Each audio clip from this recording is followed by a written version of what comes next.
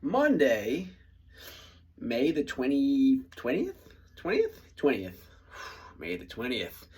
Gang, new cycle. And if you're just joining us, guess what? The same general trajectory of a CrossFit class still applies this cycle. It's just that we pick new movements, right? So last cycle on a Monday, we would have done snatches for the first half of the class in various, let's call it formats and volumes. And then we would have, in the second half of the class, done a Metcon, a conditioner, the general, what most people think of when they think of CrossFit. And this cycle will be the same, except instead of snatching, on Mondays, we're going to bench press. And we do like to, we don't want people to think of CrossFit as random. We want you to think of it as varied. And so it will be varied, but we like the idea of being able to set our clock or calendar to specific things, right? We like to say that every Monday is bench press day so that you can, we still don't release the workouts until 8 p.m. the night before, but you do have some idea generally of what that day is going to look like. And that's kind of the compromise that we've come to with our members. Yes, we are classic CrossFit in that we don't release our workouts early, but you do kind of know what you're going to get yourself into. You don't know all the movements, you don't know all the formats, but generally you do. So we're going to bench press, and while we will use a percentage in weeks 2 through 6, today 3, 2, 2, 1, 1. Just reintroduce yourself to bench press. Find out where you're at without hurting yourself right now. Right, we're going to work up to a heavy single bench press today. Your class will incorporate the idea of teaching you the bench press. It's not the most difficult thing in the world to learn, but we'll really quickly go over the technique. And always we will say that not only is it our job and our primary job to keep you safe during all of CrossFit, but on a bench press cycle, it is also not only our job to keep you safe, to make sure that you're not benching alone, never having a spotter, but we're also going to make sure we sort of act as, we being the coaches, we act as air traffic control, just to make sure that nobody lifts alone. Because, again, if you're new to us, we have 5 benches for a bench press. That's not one for everyone, so we almost always have to share, and that's a normal amount of benches for a CrossFit gym. But it's unique as far as a lifting cycle goes, because it is the one movement that we can choose for you where you will almost always have to pair up with someone, and I think that's a good thing. So we hope you like it. It seems to always be a favorite when we bench press, because it's, let's just say what it is. It's a movement that not every CrossFit gym does. Plenty of pushing happens, but mostly by way of push-ups, but we actually have the equipment, the space, and the people to be able to do bench press. So we do, and we hope you like it. So, again, let's not go into this cycle with any specific expectations. Let's just try to have fun with it. And if it feels good, it feels good. And I must always say that using dumbbells and a box is always open to you. That's always something you can choose to do instead of traditional barbell bench press. Okay, that being said, what did I say? The second half of the class is always reserved for the Metcon, the conditioner, the WOD.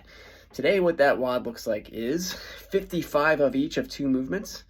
And the way we will accumulate those 55 is 1, 2, 3, 4, all the way up to 10 of 2 different movements. And those movements are burpee pull-ups and power snatches. Burpee pull-ups, aka the G.I. Jane.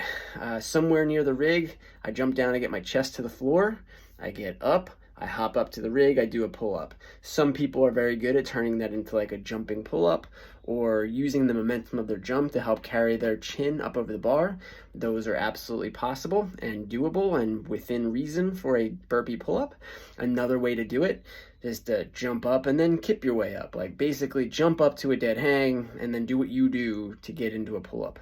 So these are movements that lend themselves very well to singles. We like that about it. It's 55. That could be a lot. That might be a reason we run into a cap today. So we got to make sure that we are prepared. Now, the thing that we don't want to be the reason we run into a cap, if we do, it's an 18-minute cap, is the next part, which is power snatches. Because we're going to say no heavier than 95-65, but we're not saying that so that you can go, well, I can do that weight. We want you to say, not only can I do that weight, but I can probably touch and go that weight for all the way up to 10 if I needed to. Are we going to ask you to do that? We're not gonna mandate it, no. But you should think of this as a loading where you might be able to. Just think about it. That's how light we want it. So no heavier than 95-65, but also it should feel light to you. All right, how do we modify you know how to modify a power snatch. You just go lighter. How do you modify a burpee pull-up?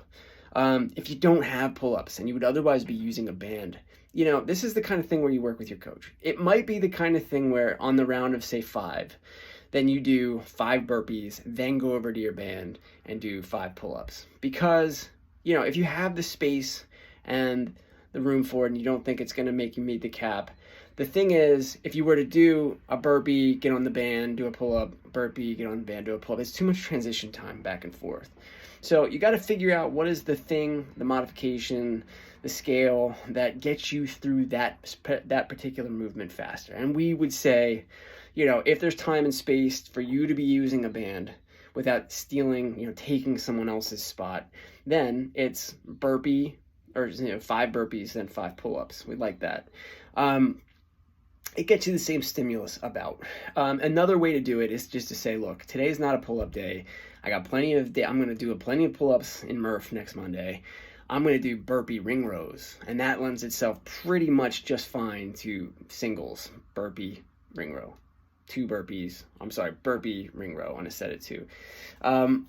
As long as you're accumulating the full volume of burpees and pull-ups, how you got there, we're not too concerned about. Now, RX, by the letter of the law, burpee pull-ups are going to be exactly what we're saying.